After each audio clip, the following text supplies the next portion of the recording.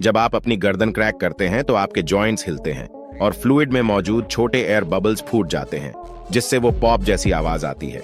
लेकिन अगर आपने गर्दन ज्यादा फोर्स से मोड़ी तो ये डेंजरस हो सकता है।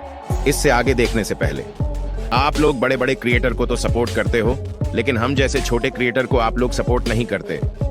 कोई बात नहीं भाई, अगर वीडियो थोड़ा सा भी अच्छा लगे ना तो प्लीज एक लाइक और सब्सक्राइब कर देना। कभी कभी एक छोटी सी टीयर से ब्लड क्लॉट बन सकता है, और अगर वो दिमाग तक पहुंच गया तो स्ट्रोक भी हो सकता है।